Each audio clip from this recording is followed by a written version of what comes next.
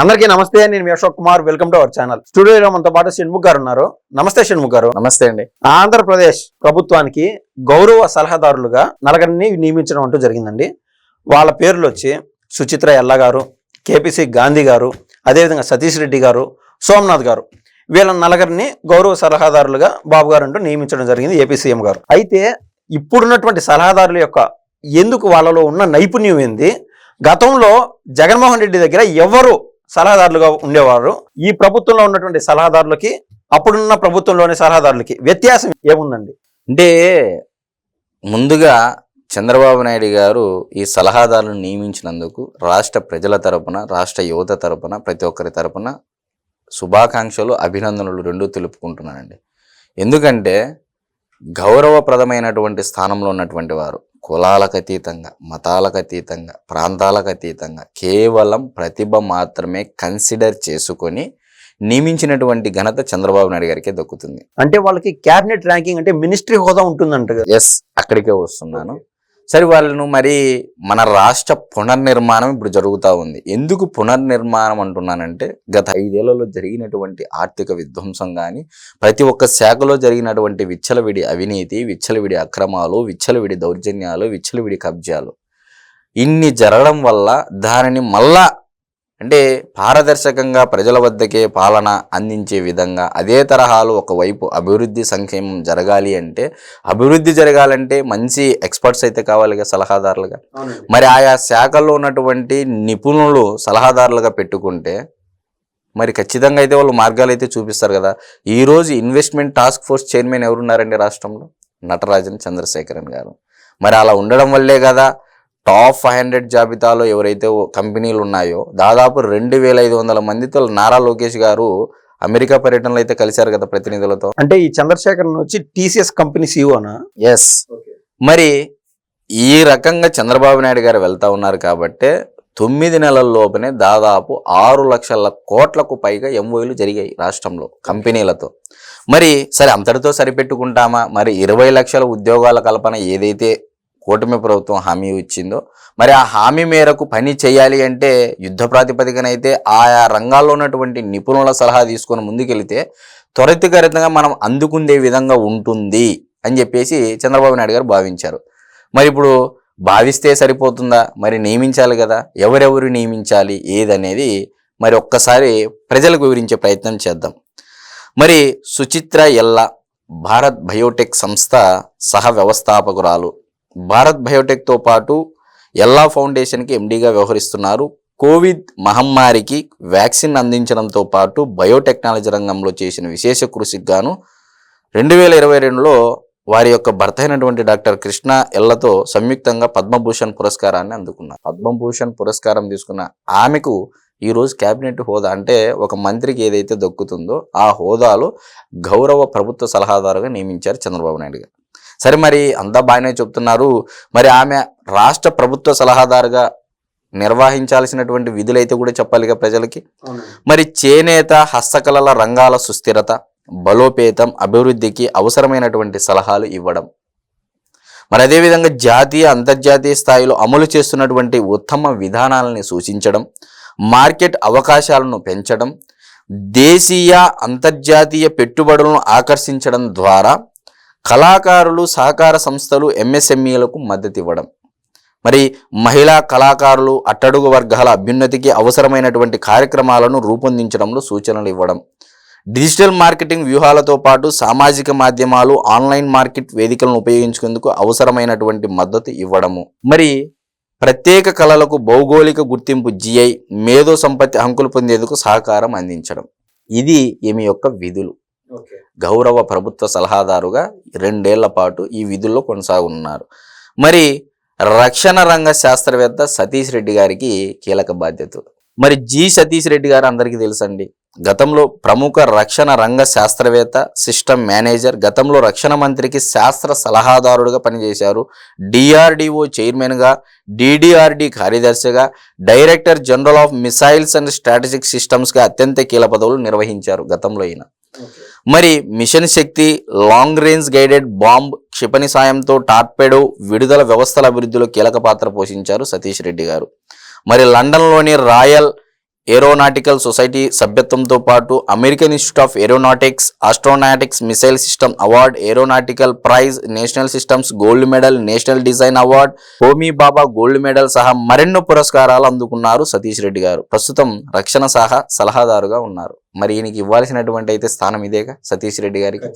మరి ఇంత స్థాయిలో ప్రతిభ ఉన్నటువంటి సతీష్ రెడ్డి గారికి ఆంధ్రప్రదేశ్లో ఉన్నటువంటి కూటమి ప్రభుత్వం, ముఖ్యమంత్రి నారా చంద్రబాబు నాయుడు గారు సతీష్ రెడ్డి గారికి ఇవ్వడం మేము గౌరవప్రదంగా భావిస్తున్నాము, చాలా హర్షణీయంగా భావిస్తున్నామని చెప్పేసి కూడా చెప్తా ఉన్నాం.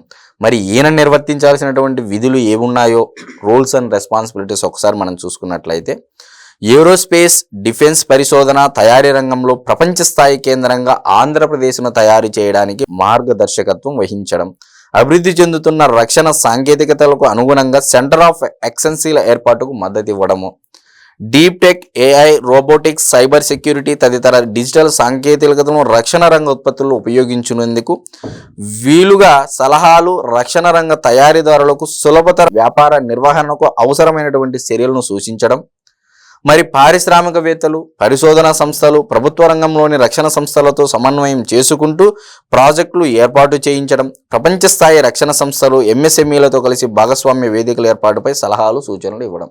మరి ఇవ్వండి సతీష్ రెడ్డి గారి యొక్క రూల్స్ అండ్ రెస్పాన్సిబిలిటీస్, గవర్నమెంట్ ఇచ్చినటువంటి ఇవి. మరి ఫోరెన్సిక్ నిపుణుడు కేపీసీ గాంధీ గారు, డాక్టర్ కేపీసీ గాంధీ ప్రముఖ ఫోరెన్సిక్ సైన్స్ శాస్త్రవేత్త. గతంలో ఆంధ్రప్రదేశ్, పశ్చిమ బెంగాల్, జమ్మూ అండ్ కాశ్మీర్ రాష్ట్రాల ఫోరెన్సిక్ సలహాదారుగా బాధ్యతలు నిర్వర్తించారు. 1970లో ఇంటెలిజెన్స్ బ్యూరోలో చేరారు. సెంట్రల్ ఫోరెన్సిక్ సైన్స్ ల్యాబ్ లో పనిచేసి ఫోరెన్సిక్ దర్యాప్తులో నైపుణ్యం సాధించారు. ఉమ్మడి ఆంధ్రప్రదేశ్లో ఫోరెన్సిక్ సైన్స్ ప్రయోగశాల డైరెక్టర్గా సుదీర్ఘకాలం పనిచేసి అక్కడే పదవీ విరమణ కూడా చేశారు. ఫోరెన్సిక్ సైన్స్కి సంబంధించి సొంతంగా ట్రూత్ ల్యాబ్స్ను స్థాపించారు. ప్రస్తుతం దానికి చైర్మన్గా వ్యవహరిస్తున్నారు. మరి ఈయనకు కూడా ఇవ్వాల్సిందేదే, గౌరవంగా మనం గౌరవించుకోవాల్సిందేదే. మరి సలహాదారుగా అతనికి ఇచ్చినటువంటి రోల్స్ అండ్ రెస్పాన్సిబిలిటీస్ ఏంటండి? ఫోరెన్సిక్ సైన్స్ రంగంలో ప్రపంచంలో అమల్లో ఉన్నటువంటి అత్యుత్తమ ఆచరణలకు అనుగుణంగా రాష్ట్రంలో ఫోరెన్సిక్ మౌలిక వసతులు, మానవ వనరులు మెరుగుపరిచేందుకు నిధులు ఎలా రాబట్టాలనే దానిపై సలహాలు ఇవ్వడం, నిధులు, వేట, నేరగాళ్ల ప్రొఫైలింగ్, అనుమానితుల గుర్తింపులకు వీలుగా ఫోరెన్సిక్ డేటా ఇంటిగ్రేషన్కు సహకారం, అంతర్జాతీయ ఫోరెన్సిక్ సైన్స్ పరిశోధనల సంస్థల సహకారంతో ఆ టెక్నాలజీ మనకు లభించేలా చూడటం, ఫోరెన్సిక్ ప్రయోగశాల స్థాపన, వాటి ఆధునీకరణపై దిశానిర్దేశము, ఫోరెన్సిక్ సైన్స్ విద్య కోర్సులు మరిన్ని అందించేలా విశ్వవిద్యాలయాలు, పరిశోధన సంస్థలతో కలిసి పనిచేయడం. 2 ఏళ్ల పాటు సాగనున్న ఈ పదవీ కాలంలో ఆయన చేయాల్సినటువంటి విధులు ఇవి ప్రభుత్వం ఇచ్చినటువంటి చెప్పేసి మనం చెప్పవచ్చు. మరి ఇస్రో మాజీ చైర్మన్ సోమనాథ్కు కూడా కీలక బాధ్యతలు. మరి సోమనాథ్ గారు ఆంధ్రప్రదేశ్ ప్రభుత్వ స్పేస్ టెక్నాలజీ, అంతరిక్ష సాంకేతికత రంగ గౌరవ సలహాదారులుగా నియమితులైనటువంటి శ్రీధర మణిక్కర్ సోమనాథ్కి ఈ రంగంలో 40 ఏళ్ల విశేష అనుభవం ఉందండి. ఒకవైపు చంద్రబాబు నాయుడు గారికి 4 దశాబ్దాల రాజకీయ చరిత్ర ఉంటే, సోమనాథ్ గారికి 4 దశాబ్దాల విశేష అనుభవం ఉంది ఈ అంతరిక్ష సాంకేతికత రంగంలో. మరి 2022 జనవరి నుంచి 2025 జనవరి వరకు ఇస్రో చైర్మన్గా పనిచేశారు. అంతకు ముందు డిపార్ట్మెంట్ ఆఫ్ స్పేస్కి కార్యదర్శిగా పనిచేశారు. స్పేస్ కమిషన్ చైర్మన్గా వ్యవహరించారు. ప్రస్తుతం విక్రమ్ సారాభాయ్ స్పేస్ సెంటర్లో ప్రొఫెసర్గా ఉన్నారు. ఎలాంటి వ్యక్తికి మనం ఇచ్చామనేది ఇక్కడ ప్రజలు ఆలోచన చేయాలి. మరి ఆయనకి ఇచ్చినటువంటి రోల్స్ అండ్ రెస్పాన్సిబిలిటీస్ ఏంటి అనేది ఒక్కసారి మనం చూసినట్లయితే, పరిపాలన, పారిశ్రామిక, పరిశోధన రంగాల్లో స్పేస్ టెక్నాలజీని వినియోగించుకోవడానికి అనువుగా అవసరమైనటువంటి విధానాల రూపకల్పనకు సలహాలు ఇవ్వడం, వ్యవసాయం, విపత్తు నిర్వహణ, అర్బన్ ప్లానింగ్, వాతావరణ మార్పులు, స్మార్ట్ సిటీలు, విపత్తు నిర్వహణ తదితర అంశాల్లో స్పేస్ టెక్నాలజీని ఉపయోగించుకోవడానికి అవసరమైన సూచనలు ఇవ్వడము, అడ్వాన్స్డ్ స్పేస్ టెక్నాలజీ హబ్బులు, టెస్టింగ్ సదుపాయాలు, రీసెర్చ్ సెంటర్ల ఏర్పాటుపై మార్గదర్శకత్వము, జిఐఎస్, శాటిలైట్ నేవిగేషన్, ఏఐ ఆధారిత స్పేస్ అనలిటిక్స్ వినియోగాన్ని ప్రోత్సహించడం, స్పేస్ అప్లికేషన్స్ డెవలప్మెంట్స్లో ప్రభుత్వ ప్రైవేటు భాగస్వామ్యానికి వీలుగా తోడుగా అందించడము. మరి ఈ విధంగా రాష్ట్ర ప్రభుత్వం అనేటివి ఒక్కొక్కరికి విధులు ఇచ్చిందండి. వీళ్ళలో ఎవరైనా కానీ విభేదించే వ్యక్తులు ఎవరైనా ఉన్నారా? లేదండి. నాకు ఒక మాట మీరు చెప్తుంటే నాకు ఒకటి అనిపించిందండి, మనస్ఫూర్తిగా చెప్తున్నాను. రక్షణ శాఖ గురించి ఆయన సతీష్ రెడ్డి గురించి మీరు చెప్పారు. అప్పుడు చెప్పినప్పుడు నాకు వాస్తవం అనిపించింది. ఆయన యూకేలోను అక్కడ పలానా అవార్డులు మీరు చెప్తానే ఉన్నారు, లిస్ట్ అంతా చెప్తానే ఉన్నారు.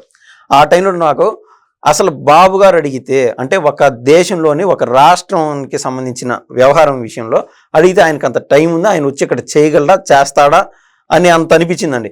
అటువంటి వాళ్ళని కూడా ఈ యొక్క ప్రభుత్వంలోకి డ్రాఫ్ట్ చేయడం అనేది చాలా గొప్ప సంగతి. ఇక్కడ ఇప్పుడు ఇచ్చినటువంటి గౌరవ ప్రభుత్వ సలహాదారులే కాకోకుండా ఇందాకే చెప్పాను, task force chairman, investment task force chairman అని చెప్పేసి నటరాజన్ చంద్రశేఖర్ గారిని కూడా ఒకవైపు ఆయన పని చేసుకుంటూ ఆయన కంపెనీకి ఆయన మీద ఇంకో బాధ్యత పెట్టేసి చంద్రబాబు నాయుడు గారు ఆంధ్రప్రదేశ్ రాష్ట్రాన్ని నవనిర్మాణ నగరాలుగా ఎలా తీర్చిదిద్దాలి అనే అంశం పైన కూడా ఒక్కో నగరాన్ని ఒక్కో రంగంలో అభివృద్ధి చేయాలి అని చెప్పేసి ఒక్కో జిల్లాను ఒక్కో నగరంగా, అంటే అది ఏంది, వైద్య నగరం అని, తర్వాత న్యాయ నగరం అని చెప్పేసి, తర్వాత ఆర్థిక నగరం అని చెప్పేసి, కళల నగరం అని చెప్పేసి, ఇలా ఒక్కో జిల్లాను ఒక్కో నగరంగా మార్చడానికి ఒక్కో రంగంలో నిపుణులైనటువంటి ప్రముఖులని తీసుకొని వచ్చేసి ఆంధ్రప్రదేశ్ ప్రభుత్వ సలహాదారులుగా నియమిస్తే ఎందుకు జరగదండి అభివృద్ధి? మరి వీళ్ళల్లో ఎవరైనా పని చేయని వారు ఉన్నారా? వారి వారి రంగాల్లో ఎక్స్పర్ట్స్ వాళ్ళు, నిపుణులు, ఎన్నో ఏళ్ళ అనుభవం ఉంది. మరి జగన్మోహన్ రెడ్డి గారి హయాంలో ఎవరు సలహాదారులుగా ఉన్నారు రాష్ట్ర ప్రభుత్వానికి? 1,30,00,000 గవర్నమెంట్ నుంచి ఫండ్ తీసుకుంటా ఉన్నారు నెల. సజ్జల రామకృష్ణారెడ్డి గారు సలహాదారుగా ఉండి సకల శాఖ మంత్రిగా కీర్తి ప్రతిష్టలు పేరు ప్రఖ్యాతులు పొందిన మాట అయితే వాస్తవమేగా.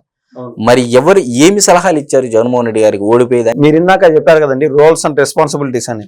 ఈయన రోల్స్ అండ్ రెస్పాన్సిబిలిటీస్ వచ్చి బాబాయ్ హత్యని సాక్షిలో ఏ విధంగా రాయాలి, అదే విధంగా ఆఖరి సంవత్సరం గవర్నమెంట్ జీవో ఇవ్వకుండా వాలంటీర్లకి 5,000 రూపాయలు ఉద్యోగాలు తీసుకుంటా ఉన్నారు జీతం రూపంలో. సో లాస్ట్ ఒక సంవత్సరం జీవో ఇవ్వకుండా ఉంటే ఈ వీళ్ళకేమో గవర్నమెంట్ నుంచేమో డబ్బులు వెళ్తానే ఉన్నాయి అన్న విషయాలుగా 1,000 కోట్ల స్కామ్ అది. అవన్నీ మొత్తం ఆలోచన చేసేదంతా మీరు చెప్పినట్టు సకల శాఖ మంత్రి సజ్జల రామకృష్ణారెడ్డి. అదొక పెద్ద స్కామ్. ఇటువంటి సలహాలన్నీ అద్భుతంగా ఇచ్చారు. దాదాపు జగన్మోహన్ రెడ్డి గారి హయాంలో ఒక సజ్జల రామకృష్ణారెడ్డి గారే కాదండి, 44 నుంచి 45 మంది సలహాదారులుగా ఉండి దాదాపు 140 కోట్ల రూపాయలు కేవలం వారికి జీతాలు ఇచ్చారు అని చెప్పేసి కూటమి ప్రభుత్వం వచ్చిన తర్వాత ఆధారాలతో మీడియా ముందు INPR, information and public relation podium ముందు మాట్లాడినది ప్రజలందరికీ తెలిసిపోయింది. అంటే నేను ఏమంటున్నానంటే ఎవరిని నియమిస్తే ఆంధ్రప్రదేశ్ రాష్ట్ర ప్రభుత్వానికి ఉపయోగకరంగా ఉంటుందనేది నారా చంద్రబాబు నాయుడు గారు ప్రతి ఒక్క దాంట్లోనూ నిశ్చితంగా గమనించి చేస్తున్నారనే దాంట్లో సందేహం లేదండి. ఓకే, చాలా థ్యాంక్స్ అండి, అద్భుతమైన విషయాలు చర్చించారు. నమస్తే.